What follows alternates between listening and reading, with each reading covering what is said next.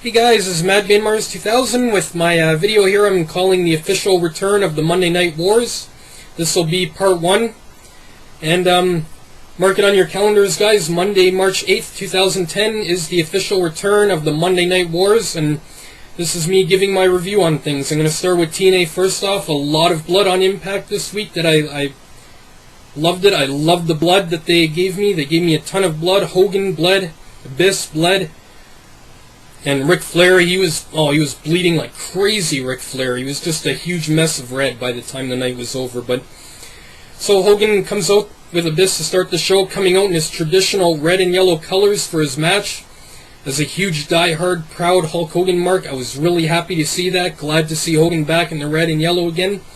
Comes out, cuts a promo talking about how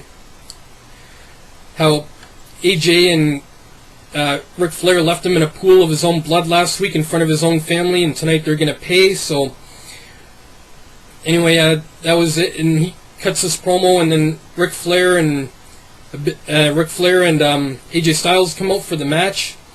And this match was pretty disappointing, guys, only because it was about 2.5 minutes long, if that. Match basically ends when the lights go out, and when they come back on, Sting is in the middle of the ring. So basically Sting comes in the ring and they make it look as if he's there to help Hogan and Abyss to fight off Flair and AJ, but what ends up happening is Sting ends up turning on Hogan and Abyss. He cracks Abyss with the bat, he cracks Hogan with the bat as Hogan is doing Hogan is trying to rip off his shirt. So Sting ends up leaving the ring after he beats down on Hogan and Abyss, and then Ric Flair and AJ go to leave the ring. Hogan grabs the mic. He's in a pool of blood by this point. Grabs the mic, and Hogan says, "You know, you guys think this is over? This is not over. Tonight, we're going to continue this match, and it's going to be a no disqualifications match." And so the match is going to be restarted later in the night, and that's pretty much it for that.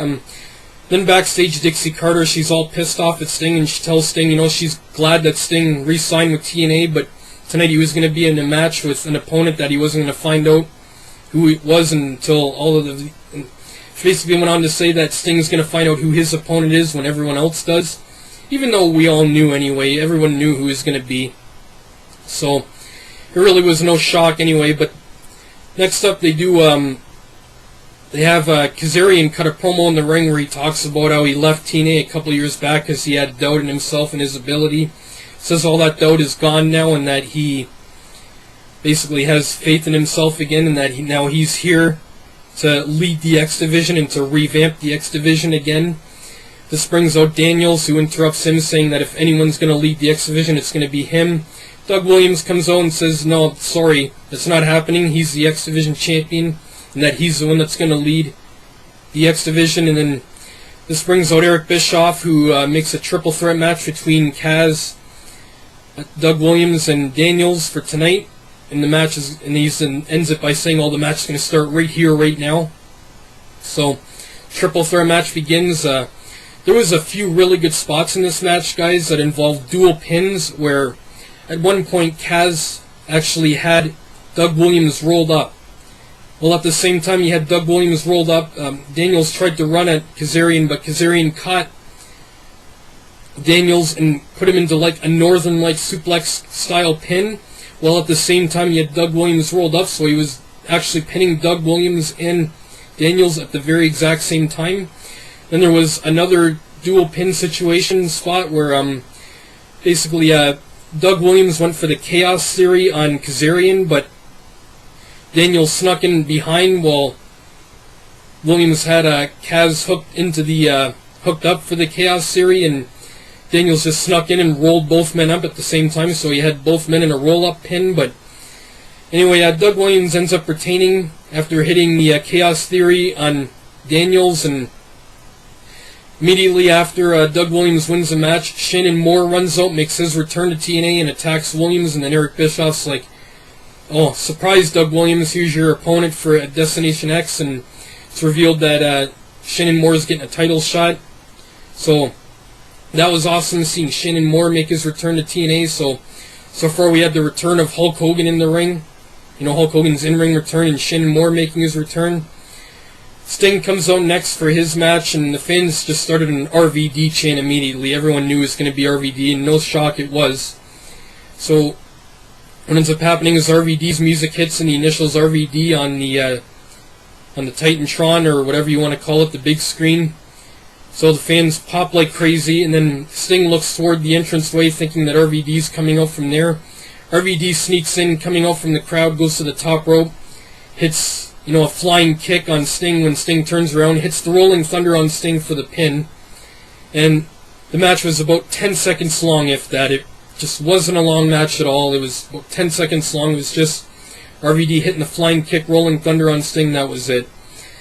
So Sting snaps after the match and starts annihilating RVD, hitting him with the black baseball bat like several times. Hogan's music hits. He comes out with a ton of security trying to hold him back, and Hogan keeps trying to get to the ring as Sting is beating down on RVD, but Hogan can't make it to the ring. Security keeps holding him back. Eventually, Hogan gets through security enough to try to attempt to get into the ring, but as he's making his way in the ring, Sting cracks Hogan in the stomach with the bat, and then security tries to get Hogan out of there, but Sting sneaks in. He runs up from behind Hogan and just nails him with the bat, leaves him and RVD laying, and that was pretty much the end of that segment. And they did another segment too with another in-ring segment with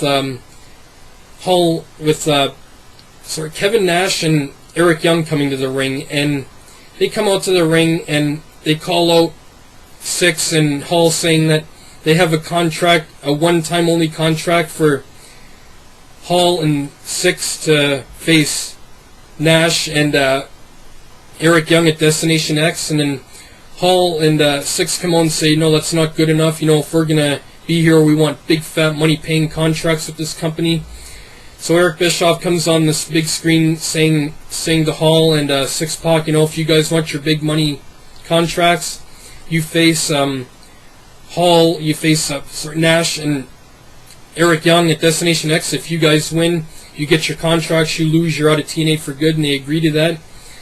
And then as both teams are shaking hands, Syxx slaps Eric Young across the face, and then basically Kevin Nash orders Nash and Hall out of the ring, and he makes a match for tonight with Eric Young and Syxx. And this match was nothing spectacular at all, guys. It was about a 2-3 minute match with just Eric Young winning with the pile driver on Syxx, and that was pretty much it. A very, very short match. So I don't know, nothing spectacular, nothing all great or anything like that. But that was pretty much it for that, guys. Anyway, that's it for part 1 of this video. So please stay tuned for part 2 of the official return of the Monday Night Wars. So I'll be right back with part 2, guys. I'm Madman Mars 2000.